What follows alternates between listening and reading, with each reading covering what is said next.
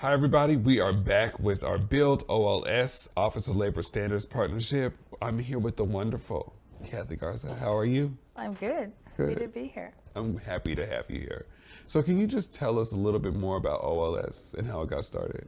Sure. So Seattle always been a leader in wages, workers' rights, employment practices, to promote equity in the city for workers. And back in 2015, the city created our department, the Office of Labor Standards, to enforce our labor laws. And today we enforce about 23 different laws. Okay, that's amazing. And so you have a team with you, right? So tell us a little bit about your team. Sure. So I am an investigator. I'm part of a team, the enforcement team. We're about 11 investigators, and our job is to enforce the laws. Okay. We conduct investigations. And so can you tell us about some of OLS's victories that y'all have had? Sure. So there were many victories. I recall a case that I worked on. It involved an employer and workers that worked at a recycling center. And at the time, they were paying employees just the state wage, not Seattle's wage. And so I was able to investigate, do some back wage calculations to make the workers whole. That's amazing. And how long did that process take? That took about a year because it involves opening a case and alerting the employer that we've opened a case. And I requested all kinds of information, including payroll records, talking to employees. Mm-hmm. See, that's amazing, because a lot of people usually don't apply or look into spaces for like OLS because of safety or fear. Have you ever seen any other barriers in that process? Well, we do see a lot of, like in the industries, food, retail, a lot of industries where there's a lot of violations and low-wage workers who are just scared to come forward for all kinds of reasons. Oh, wow. Yeah. See, and then can you kind of walk? Hi, everybody. I'm here with my great friend, Kathy Garza, investigator for OLS. How are you? I'm doing well. Happy to be here. I'm happy to have you here. Why do you think OLS is important for community members to know? Well, it's our job to, support workers and, just be there for someone who feels like they have a complaint, feel like they're not being treated correctly. And so it's an opportunity for them to give us a call, do a walk-in, come see us in our office, or if they're even, a little apprehensive of filing a complaint, they have an opportunity to file a complaint on our website. And so there's some protection of anonymity. And OLS, we're not obliged to give out a person's name. Sometimes we do receive those calls from an employer wanting to know, hey, I want to know who made this complaint, and we don't let folks know. We just let them know that we take intakes this way: a walk-in, a phone call, our website complaint. And that's amazing, just to be around, especially with people coming out of the pandemic. And then also, we know younger children are applying, right? So what are their rights? We have so many community members that are out there that are just striving, but also moving on to other jobs, but not knowing that, hey, someone violated your rights. How did OLS get started? So the department was created in 2015 by City Hall, the City Council, and the mayor, with the charge of, supporting workers and workers' rights through enforcing labor laws. Mm-hmm. And throughout that, so I think that's great, right? I'm not sure who was in charge at that time, but how was it that first year with getting in, do you know? So the first year, to my understanding, there was little resources, just a few investigators investigating. There were a lot of complaints that come in that continue to. And so with the introduction of all these labor laws, City Council and the mayor created the Office of Labor Standards with the sole charge of supporting workers' rights. Yeah. And we enforce quite a big number of labor laws today. Yeah. And I think that is amazing, because I think about last year and the year before. I don't know, have you been through a pandemic, right? Yes. So what was that process like with some of the the community members? Can you say some of the cases? Oh, sure. So I've had many. One that comes to mind during COVID was a small employer. She just, wasn't with the program. She didn't know that she was required to provide a sick leave program. And I got a call from one of the workers there. And her complaint was, she wasn't receiving or accruing any sick time. And so the way that works, in Seattle, our paid sick and safe time ordinance, allows and requires employers to provide a sick policy, which allows the workers to start earning paid sick and safe time that they can use at some point. They do have to wait 90 days after they've begun the job. They do have to wait 90 days to be able to use those accrued hours, such that when they call in sick or their child is sick and you pick them up from school or childcare, that worker, that mom, that dad, that parent has time, sick time to use to go pick up a sick child or to take care of themselves or to take care of a family member in the home. See, that's interesting. So, so they do know that, but when we get to that conclusion, right? When we get to that victory, Yes. What are some of the earnings that you've seen people be able to make? What in that specific situation? Oh, sure. So there's big employers, there's small employers. So once we've sustained a case and did the calculations, some workers get a back wage check for $1,000. I've seen cases, I've closed cases where workers received $10,000. So it just depends on the duration of the violations, depends on the severity, depends on the severity of the violation. Yeah. So closed a case, the employers agreed through our settlement negotiation what they're going to pay. And I assess back wages, interest, city, fines to the city, civil penalties that we award to the workers. And so done deal, the contract's signed. Right. So we wait for the check to come in, and we have tight deadlines for the employer to submit checks to us. And so we get that, and then it's our opportunity to call the workers. Yeah. Because up front, we ask the employer to provide us a list of all the current workers going 3 years back. So we receive the check with a payment, and we start contacting workers. And sometimes it's workers that, have no longer with the company. They've been gone for 2-3 years. But, it's a nice call, to tell them, like, hey, we settled a case with your employer, with your former employer. They agreed to pay back wages, etc. I have a check for you. You were one of the aggrieved parties. You suffered harm. Here's, And they didn't even know. They didn't know. Okay. Because, we have to find them. And sometimes when we have a list, an employee list, again, because the workers have been gone so long, we have to do a little bit more research and try and find them. And again, we're on the phone, calling, and trying to track them down. Yeah. Oh, I can't wait for you to call one of my people. Happy It's like, to. no, years ago. But it happened years ago at a previous place that I worked at. It had to be 20 years ago, but it wasn't here in Seattle.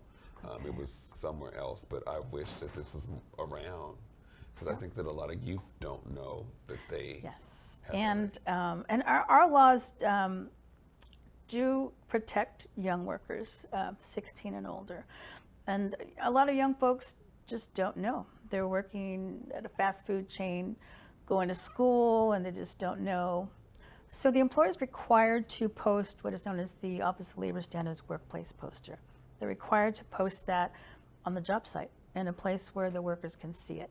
And so it's, right there, the worker can, take a look at, what's the minimum wage? Oh, that's what it is? I didn't know. Gives them opportunity to, decide whether they'd like to give us a call and make a complaint. And they need to. They need to. And we do get the complaints. We get many, many calls and complaints. Well, that's interesting. Can you tell us a little bit about paid and sick leave? Sure. So the paid sick and safe time ordinance is one that protects workers, requires an employer to provide a sick program or sick leave program to a worker. And depending on the size of the company, the worker is entitled to accrue sick time or sick hours. So for a smaller employer, workers can accrue 1 hour for 40 hours that are worked, and that can get banked, so to speak. And so the one requirement is the workers need to wait 90 days to be able to use those hours. So when they call in sick, they can use what they've accrued and get paid for that sick time out. How often do you think that happens to community members?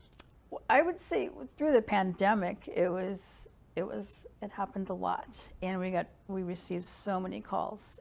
So many workers just weren't getting paid, just were being told you need to come in. Or also through the pandemic, because the businesses had slowed down or even closed, the employers weren't letting the workers use their sick time that had already accrued. Oh no. Yeah. Why is that? Well, a lot of employers, even though these laws have been on the books for quite a few years, they either don't know of the laws, or their corporate offices are located outside of Seattle. So corporate office sometimes tell us through investigations, we're located in Dallas, we're located in Milwaukee. Wow. We're not obliged or required to abide by labor laws of Seattle. And we're here to remind them that they in fact are. Yeah, right. They've got workers here. They're required to. I think that's amazing, and I just think about my niece was going through kind of the same thing like during the pandemic, so it's just really interesting to know that there's a program here that can be able to help, right? So walk me through like the 101. How does the intake process work? Sure. So if a worker has a question or they want to file a complaint, they can give us a call. They can do a walkthrough, or they can file a complaint on our website, and that kicks it into an intake interview. And so an investigator will speak to the worker, ask them what's been going on, ask about what the employer's policies are, and determine whether to open a case. Okay. And then the investigation process in itself. What is, because that's your superpower, right? That's my superpower. How do you walk through that process? What's Sure. that like for you? Sure. So through the intake process, the department determines whether we're going to take the case. And sometimes it gets put on a wait list because we get a lot of calls through the years. But then the intake, the case is assigned to an investigator. We'll open a case, we'll draft a charge or a notice of violation, send that to the employer, let them know we've opened a case, and we also send them a request for information. So we ask for all kinds of documents, payroll, employee handbooks. We speak to many of the workers. We speak to management. And just see how the labor applies. If there's been a violation, we'll assess or sustain that charge. And we'll look at making the employee whole. And what that means is back calculating what that worker's due in back wages. We can assess penalties, fines, liquidated damages, just to get that worker whole. And are you able, like, the process, how often are you communicating with the victim? Oh, Because sure. sometimes in some spaces, some people have been in fear of like, oh, well, I don't want to go through this process because it's going to take me, they're not calling me back, or they gave me this number. How is OLS communicating with community members? Sure. So when you've got the case, you're in direct contact with the complainant a lot. They have a lot of information. They have names to provide who they think we should interview, or who else, what other employees, their coworkers that they think we should talk to about what the violations are, what's happening at the job site. Okay, well, that is awesome to know. Okay, so how do you, when you reach that conclusion of the process, what's that look like? I know that's, I mean, good or bad, right? Yeah. What would that look like for some community members? So, Richard, it's a good feeling to sustain a charge and be able to assist a worker or a group of workers. We do company-wide investigations to kind of help the biggest target. So, yes, once we've sustained a charge, we'll draft up a settlement conference. Once we've sustained the charge, we'll draft up a settlement negotiation and speak with the attorneys if they're representing an employer.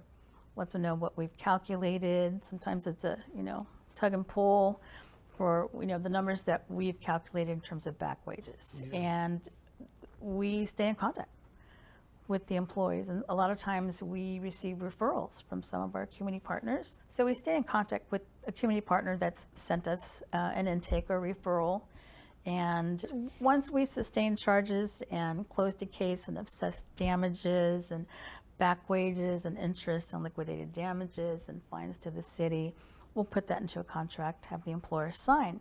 And we send a copy of that to the worker who complained. We'll mandate that the employees, the managers, take some training to learn the laws. Yeah. And we do post our triumphs or our closed cases and worker wins on our website. Yeah, and it's important, right? Because people need to be heard, right? People need to see that they've been seen, right? And it gives an opportunity for accountability as well as wellness, right? Yes, agreed. It's important for the workers to feel empowered, Yeah. that someone's looked out for them, and these laws were created to support worker rights. That's awesome. Now, where can people be able to reach out and get more information about OLS? Sure. So we want folks to call us. Yeah. We want folks to come downtown and see us. And a lot of folks are apprehensive of just even saying anything. Sometimes they bring a complaint up to an employer, they're terminated, retaliated against. So there's some built-in safety, if you will, for a worker to file a complaint on our website. Yeah. And there's also protections, like our department, we're not obliged to disclose what worker sent a complaint. And if we get that call, we just let them know we've received complaints and intakes all the time through intake, phone calls, walk-ins. That's all we're obliged to let the employer know. Just reach out and we reach back is what I'm hearing. Yes, we're here. Call us. Yes. We love to hear from you. Well, I would love for you to come back on the show soon and give us more information. I just love talking to OLS because you guys are giving us so much information that community needs to hear. Love it. Start over. Would love to. It's important to, partner, talk to you as a new partner and, get the word out and build community. Build with build. Build with build. Build with build. Okay. We're building. Thank you. Thank y'all. Have a good one.